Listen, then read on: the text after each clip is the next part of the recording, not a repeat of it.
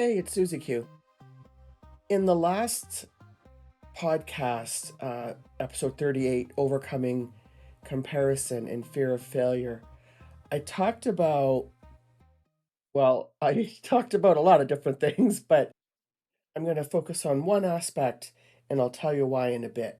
And that is how so many people have such great information and they're not influencers. Now, I don't want to talk about the influencer, the point of the influencers, but I want to catch you up in case you didn't listen to the last episode. It was in the context of because of social proof, people flock to influencers. So influencers have lots of engagement, and because of that engagement, it gives you the illusion that they're the person to follow. So this episode isn't about that specifically, but just hang in there for a minute. What I pointed out was I had been listening to a fellow who has brilliant information, very few subscribers to his YouTube channel. And to be honest, I'm not even on YouTube very much, but I was looking for something very specific.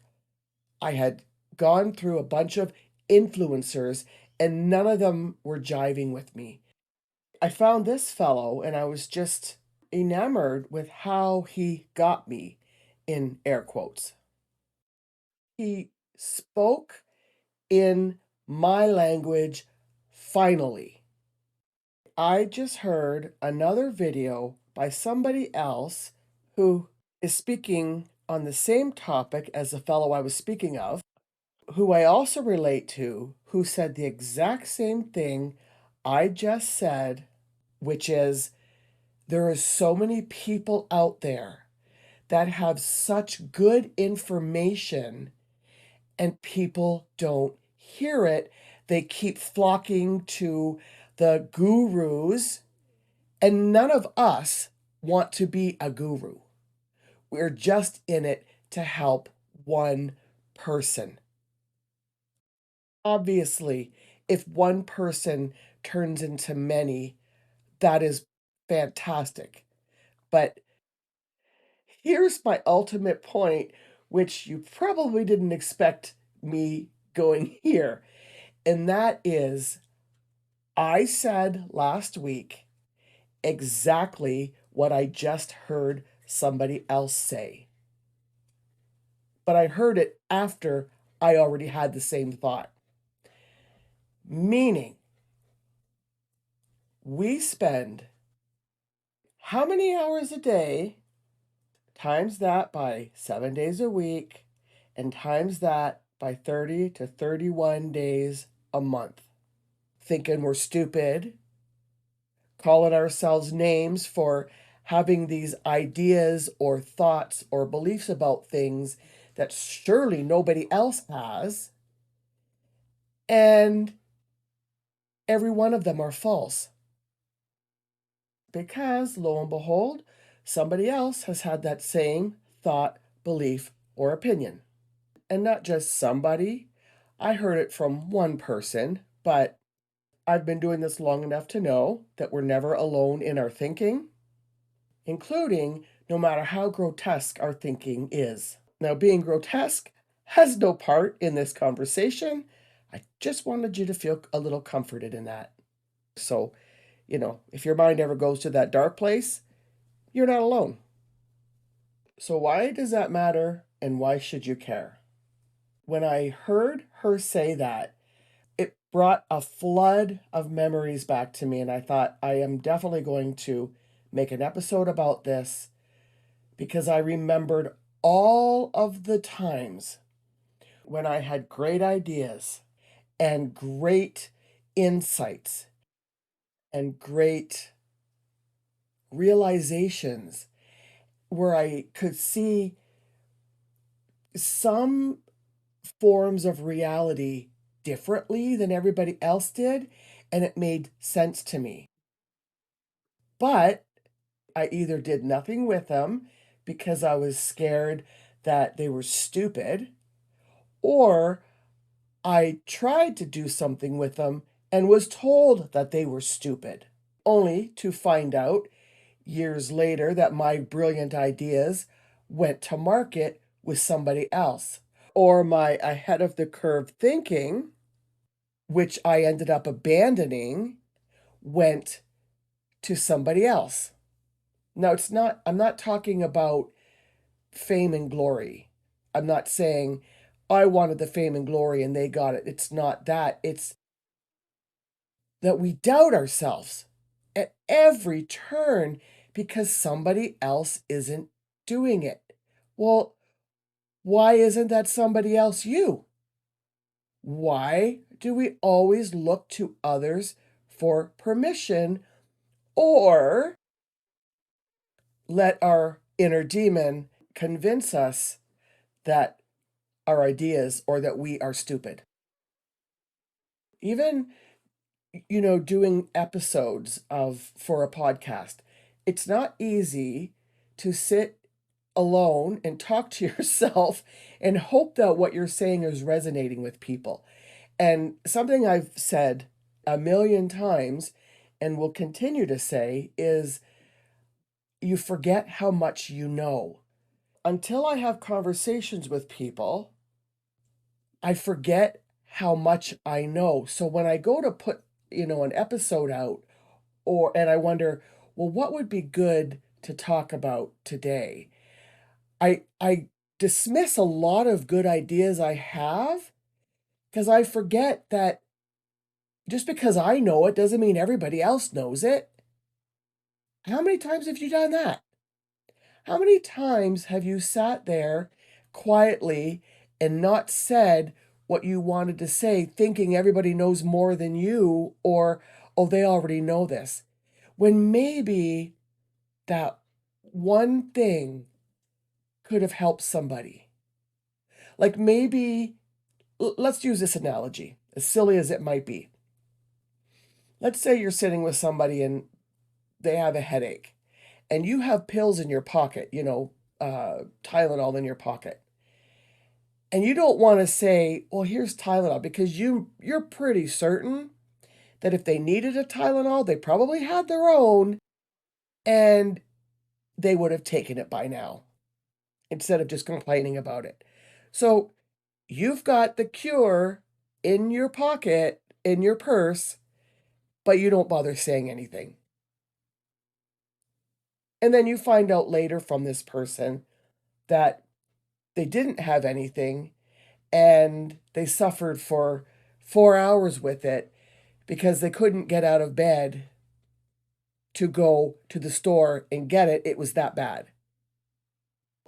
Well, that's what we're doing when we withhold our information, when we stay small. You just never know when that one thing will be the right thing for somebody else. That one line, that one phrase, that one insight. And it's also a reason why you want to forge your own path. You are an individual with your own individual thinking,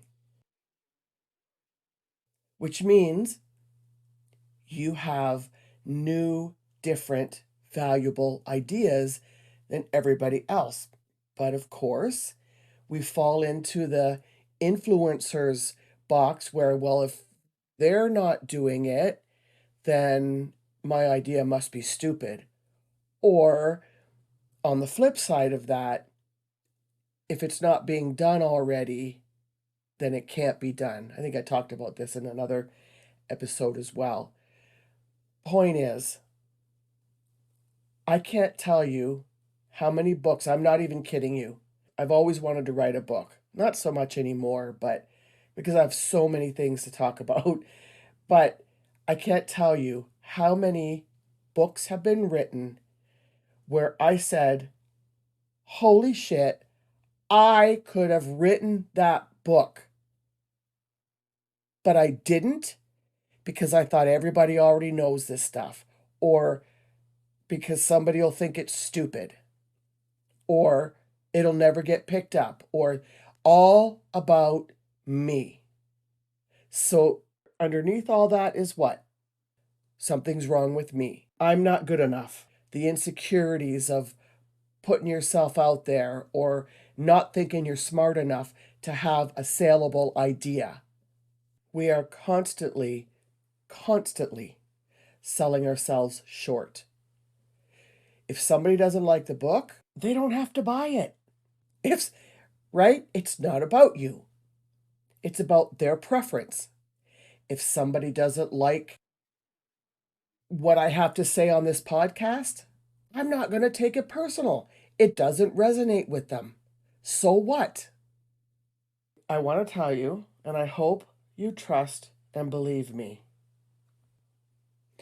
You do not need permission to do anything. You do not need permission from an influencer or anybody else to believe something and say it out loud. You do not need permission to do something out of the norm. Because let's be honest, in today's world, nothing is normal. So this is the perfect opportunity, if you're scared, to get out there and do your thing, say your thing, whatever. Nothing is normal right now. So if you think your idea or your thoughts aren't normal, no better time than now to put them out there. Look, at the end of the day, something is only stupid if you truly believe it's stupid. Not because your mind says it's stupid, but mostly because your heart's not into it. And here's the thing. When your heart's not into something, you go into push and pull. You go into forcing stuff. When you force stuff, it rarely works out.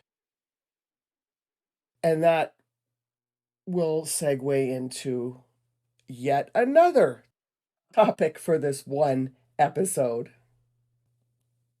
If you could go back into your mind to times when you've had experiences like I've been describing here, where you've had either great insights or great thoughts or great, you know, maybe product or service ideas, and let them fizzle because you either thought they were stupid or you were talked out of them. Go back in your mind to those times and you'll find your heart was invested in those ideas. It means you were out of your head. These ideas came when you were out of your head. You were probably distracted doing something that you enjoy, and these brilliant ideas came. And it's when you get your head involved that you talk yourself out of something. Now, again, going back to those times when these ideas came to you, that is when you are at home with yourself. That is your truest nature, your truest you. During those times when you're doing something fun or doing what you love, or when time is floating because you're floating, doing whatever it is you're doing, and then you get hit with all these brainstorm ideas. If you can go back in your mind to those times and feel the feelings of that, those are moments of pure clarity and pure being at home with yourself in your truth, in your true nature. Spend some time doing that and then compare that, the feeling and the noticing, to when you white knuckle it through life, trying to force and control the outcomes that you want, because that's how you were taught you're supposed to do things. Now, here's something else I want to offer.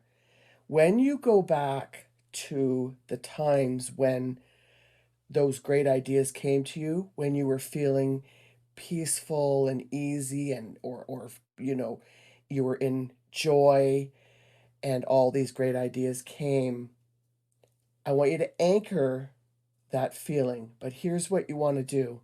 You want to go really deep into it so you're really, truly feeling it. So that feeling on a scale of 1 to 10 would be at least a 7, where you're feeling like you're right back in that moment. And then anchor it by perhaps rubbing your forefinger and your thumb together, and rub it together and rub it together and rub it together as you are remembering at the peak state. So you're at least a 7, 8, 9, or 10 of that feeling, and keep that feeling in your mind. Let it flush throughout your whole body, and rub those two fingers together or whatever you want to use. And when you do this and you're having a crappy day, you'll be able to go back, rub those two fingers together, and it'll bring you right back to that place. And if you do this often enough, you'll start to retrain your brain, rewire your neural pathways to peace instead of pissed off. This is one of the easiest things you can do to go from feeling awful to feeling amazing. And this is going to sound harsh, but it's true. If you can't take time in your day to actually find moments in your life where you felt amazing, to anchor it so you can snap yourself out of a funk, then you value pain more than pleasure, and that's on you. Sorry, but if you're going to play the victim, you're going to need to be honest about it. And there you have it. In another episode, I said how people throughout my whole life have said she calls a spade a spade. There's the spade. Now, I'm not trying to be horrible, but we don't grow if we're not being told the truth. And although this has no place in this episode, I'm going to say it. This also applies to this gender identity nonsense. I am not going to lie and call a man a woman. Period. That's lying. It's being told I must lie, and I refuse to affirm somebody's delusion, because it's also lying to myself. And if I'm going to get in the habit of lying to myself to please other people, then I might as well wave the white flag and be done with it. But I'm not going to do that because I'm a fighter. I love people. I think people are wonderful. I think people don't give themselves enough credit. I know because I've been there. I think people are warm, loving, and kind, and they just want to find peace, happiness, and fulfillment. And I promise you, through different examples and different means, I'm trying to present that to you. And I hope that I'm helping in some small way to get you to believe in and trust yourself more and step out and be your real, true self. You have something to offer. I don't know what that is, but you do, deep down inside. Now, if you just quiet your mind long enough, you'll find it. Thanks for listening. I'll see you next time.